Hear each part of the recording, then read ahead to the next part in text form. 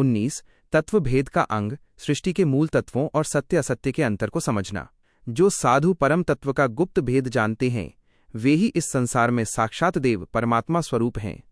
जो जीव देवलोक के देवताओं के सुखों से उदास और अतृप्त रहते हैं तथा जिन्हें उन भोगों से ग्लानि होती है, वे जब देवलोक से इस मृत्युलोक में मनुष्य देह पाकर आते हैं तब वे स्वर्ग और बैकुंठ विष्णुलोक के सुखों से भी परे का सुख खोजते हैं। ऐसे ही विरले जीव उस परम तत्व को प्राप्त करते हैं। जो कर्मी जीव नरक आदि योनियों के दुख भोग कर मनुष्य गति में आए हैं, केवल अपनी 5 इंद्रियों के भोगों और काम, क्रोध, लोभ, मोह, मत्सर, अहंकार जैसे कर्मों में ही सुख खोजते हैं, वे उस परम तत्व को कभी नहीं पा सकते। वो परम तत्व किसी रूपरेखा में देखने में नहीं आता, न ही वह इन आँखों दृष्टि का विषय है और न ही उसे हाथों मुट्ठी से पकड़ा जा सकता है, अर्थात वो इंद्रियों और बुद्धि की पकड़ से सर्वथा परे है। इसीलिए भोगी जीव उसे नहीं समझ पाते। संसार के साधारण साधु ऐसे शब्दों, वेद, शास्त्र, पुराण, कुरान का ज्ञान बताते हैं जो कागज पर लिखे जाते हैं और कानों से सुने जाते हैं।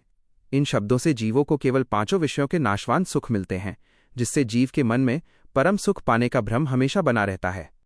परंतु परम तत्व का जो सच्चा शब्द सतशब्द है, वह न तो 52 अक्षरों में कागज पर लिखा मांडा जा सकता है और न ही इन चमड़े के कानों से सुना जा सकता है।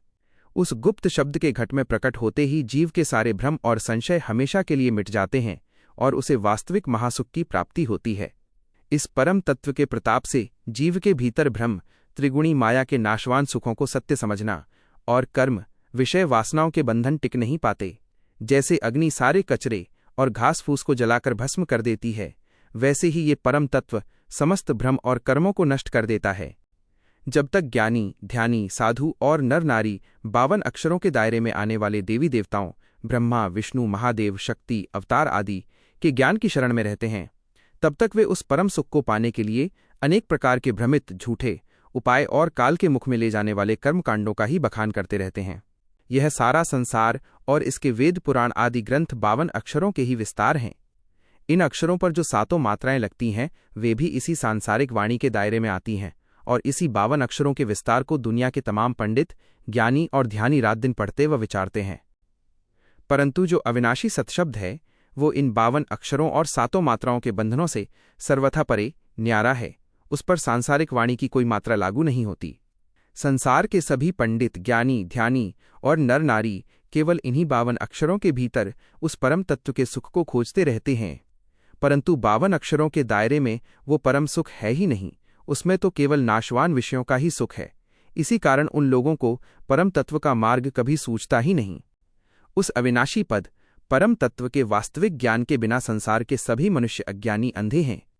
उस परम पद को जाने बिना वे जितनी भी उल्टी साधनाएं या मायावी कर्मकांड पढ़ते और करते हैं, वे सब अंततः उनके अपने ही गले का फंदा, यमराज का बंधन बन जाते हैं। यह परम तत्व मन की कल्पनाओं और पवन, श्वास प्रश्वास की क्रियाओं या प्राणायाम से सर्वथा परे और न्यारा है। यह मन के संकल्प, विकल्प या श्वासों को रोकने साधने की क्रिया से प्राप्त नहीं होता। इसीलिए इसे संसार के सभी साधारण संत नहीं जान पाते। पवन की गति से भी न्यारे उस परम पद को तो केवल कोई विरले और पूर्ण संत, जिन्हें सतशब्द का भेद मिल गया हो, ही जान पाते हैं। संसार के ज्ञानी और पंडित लोग वेद, शास्त्र तथा पुराणों को पढ़ पढ़कर स्वयं ही त्रिगुणी माया के नाशवान सुखों में भ्रमित हो गए हैं। उन्होंने उस परम तत्व के वास्तविक मर्म भेद को कभी जाना ही नहीं। वे स्वयं भी ग्रंथों को पढ़ते हैं और दूसरों को भी उसी का ज्ञान बताते हैं, परंतु उन्हें इस बात की समझ ही नहीं है कि इन मायावी सुखों के पीछे काल का कैसा जाल छुपा है। इस अज्ञानता के कारण वे खुद तो उस परम सुख को भूले ही हैं, साथ ही उनके पीछे चलने वाला सारा संसार भी उस परम तत्व के मार्ग को भूल गया है। ये ज्ञानी और ध्यानी लोग वाणी से तो यही कहते हैं कि परम पद ही सबका सार है, परंतु आचरण में वे उस अविनाशी परम पद को छोड़कर काल और माया के नाशवान पदों, सांसारिक और स्वर्गीय सुखों की ही साधना करते रहते हैं। ऐसे पंडितों के ज्ञान के विषय में क्या कहा जाए। इनका ज्ञान वैसा ही है जैसे कोई मूर्ख वृक्ष की मुख्य जड़, मूल तत्व को तो छोड़ दे और केवल उसकी डालियों तथा टहनियों, बाहरी कर्मकांडों को पकड़कर बैठा रहे। वेद और पुराण पढ़ पढ़कर इन पंडितों का जन्म इसी तरह व्यर्थ चला जाता है, परंतु वे भाई इस परम तत्व को कभी नहीं जान पाते। जिस अद्भुत परम तत्व और खिलती हुई आत्मकमल की कली को मैं अपने घट भीतर में दिव्य दृष्टि से देखता हूँ, उसके विषय में इन्हें कहाँ तक और कैसे समझाऊं। इस परम तत्व का मर्म भेद सुनते ही जीव के सभी भ्रम मिट जाते हैं। जैसे किसी प्यासे को पानी पिलाने पर उसकी प्यास बुझ जाती है, वैसे ही परम तत्व को समझते ही सारे भ्रम सदा के लिए नष्ट हो जाते हैं। परंतु बिना समझे कोई इसे ग्रहण नहीं करता, वो अज्ञानवश प्यासा ही बना रहता है। इस बात का बड़ा आश्चर्य होता है कि लोग इस मूल बात को नहीं समझते और वेद, शास्त्र, पुराणों के कर्मकांडों के भ्रम में ही सुख खोजते रहते हैं। जैसे प्यासे का पानी न पीना अचरज की बात है, वैसे ही पंडितों का इस परम पद को न समझना संतों के लिए एक बड़ा आश्चर्य है। जैसे स्त्री और पुरुष के मिलने पर ही संसार का सुख समझ में आता है, वैसे ही घट के भीतर जब तक सत्शब्द प्रकट नहीं होता तब तक उस परम आनंद का स्पर्श नहीं किया जा सकता। वो परम तत्व तो सभी स्त्री पुरुषों के भीतर एक समान रूप से ओतप्रोत है, परंतु सच्चे सद्गुरु के बिना इसे कोई जान नहीं पाता। सद्गुरु की कृपा होने पर ही घट घट में समाये इस परम तत्व की पहचान होती है। मैं सद्गुरु के बहुत आधीन शरणागत हुआ, तब सद्गुरु ने मुझ पर असीम कृपा करके ये परम तत्व मुझे प्रदान किया। इस संसार में मैंने जो ये मनुष्य अवतार लिया है वो इसी कार्य के लिए है। अब मैं इस परम तत्व के भेद का सारे जगत में विस्तार प्रसार करूंगा। मेरी ये वाणी और मेरा ये शब्द उस अगम देश का है जिसे ब्रह्मा, विष्णु और महादेव भी नहीं जानते। जो हंस, सच्चे जिज्ञासु जीव इस वाणी को समझ लेंगे, वे आकर मुझसे मिल जाएंगे। इस परम तत्व रूपी शब्द को मैंने तभी पाया और इसके गुप्त भेद को तभी जाना जब सद्गुरु ने मुझ पर असीम कृपा की। आत्मा के भीतर जो परमात्मा है उसकी यह वाणी अत्यंत अगाध अथाह है। जो हंस, जिज्ञासु जीव इसे समझ लेगा वो आकर मुझसे मिल जाएगा। सबसे पहले जब रसना जीव से नाम सिमरन की लौ लिव लगती है तब जीव के सारे भ्रम भाग जाते हैं और आत्मा जागृत हो जाती है। मूल शब्द का भेद पाकर जब सूरत वापस अपने घर नाभि कमल या अंतर्घट में आती है तब मन और पवन, श्वास की आपसी गांठ खुल जाती है। इस प्रकार मन और पवन एक होकर जब निज घर में आकर मिलते हैं तब वो परम तत्व पैर के नख से लेकर सिर की चोटी, शिखा तक रोम रोम के भीतर साक्षात अनुभव होने लगता है। जब रसना जीभ की डोर एकरस होकर एक धारा में चलने लगती है तब वो शब्द नाभि कमल में जाकर अपना विस्तार पसार करता है। जो जीव रात दिन एकाग्र मन होकर इस प्रकार निरंतर रटन करता है वही उस कंठ कमल का भेदन कर पाता है। जैसे जैसे जीव राम नाम रटता है वैसे वैसे उसका मन अपने निज घर में वापस आने लगता है और मुख के भीतर घट में मिश्री के समान अलौकिक रस व सुख का अनुभव होता है। सद्गुरु देव जी ने जो गुप्त भेद मुझे बताया था वो सब इस साधना के प्रताप से मुझे अपनी अंतर्दृष्टि में साक्षात दिखाई देने लगा और अनुभव में आ गया।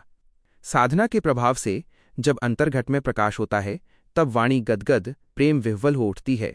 उस समय कंठ कमल में जीव साक्षात बैठा हुआ दिखाई देता है। इस कंठ कमल की 4 पंखुड़ियां दल कही गई हैं और इसी 4 पंखुड़ियों वाले कमल के भीतर जीव पुरुष का मुख्य निवास स्थान माना गया है। हे भाई, उस कंठ कमल के स्थान पर मैंने स्वयं अपनी आंखों से देखा है कि जीव एक विशेष कुदरती युक्ति व्यवस्था के साथ भीतर बैठा हुआ है। वहां रहते हुए वो जो कुछ भी भोगता है उन 5 विषयों के अलग अलग स्वादों को वो मुख और जीभ के माध्यम से ही ग्रहण करता है। संसार के सभी रसों का स्वाद पहले ये जीव स्वयं लेता है और फिर खुद तृप्त होकर अपनी 5 ज्ञानेंद्रियों या 5 प्राणों प्रकृतियों को उनका पोषण देता है।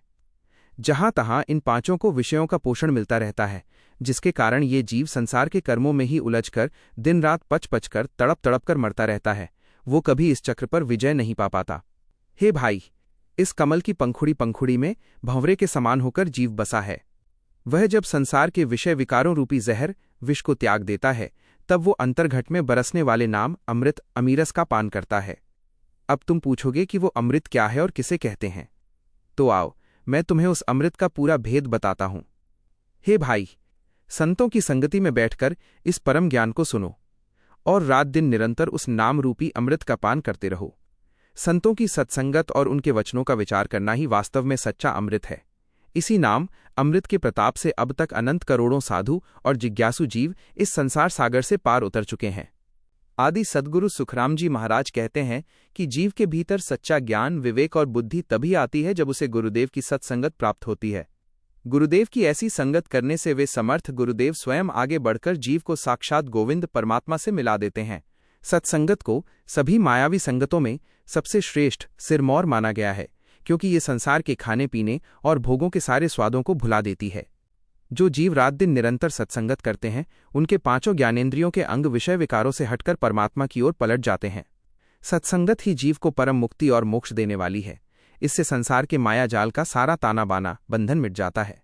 वह संगत भला कैसी कही जाएगी जिससे माया दूर हो जाए और जीव ब्रह्म पद को प्राप्त कर ले।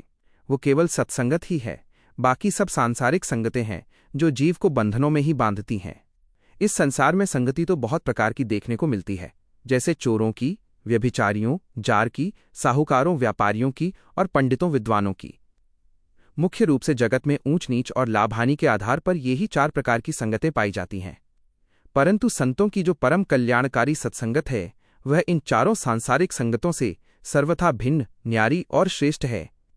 उस सत्संगत में जीव का मन रात दिन अलौकिक सुख में मग्न रहता है और उसका चित्त ऐसा निश्चल स्थिर हो जाता है कि वो फिर कभी किसी विषय वासना की ओर नहीं भटकता। यह परम आनंद केवल कहने या सुनने से समझ में नहीं आता, बल्कि ये तो भीतर घटित होने, अनुभव करने से ही समझ आता है। जिस साधु को स्वयं यह आंतरिक अनुभव हुआ है वही इसे अपने वचनों, शब्दों द्वारा प्रकट कर सकता है। इस आंतरिक आनंद और परम तत्व के रहस्य को न तो बड़े बड़े पंडित जान पाते हैं और न ही कोरे ज्ञानी। ये दोनों ही शास्त्र पुराण पढ़ पढ़कर और केवल बौद्धिक चर्चाओं में उलझकर अपने अमूल्य मानव जन्म को व्यर्थ ही गवा देते हैं। इसी प्रकार जो तरह तरह के मतवादी, सांप्रदायिक मतों और मतभेदों को मानने वाले हैं, वे दिन रात अपने ही मत को श्रेष्ठ सिद्ध करने के हठ में लगे रहते हैं। वे भी उस अविनाशी परम तत्व के वास्तविक मर्म भेद को कभी नहीं जान पाते।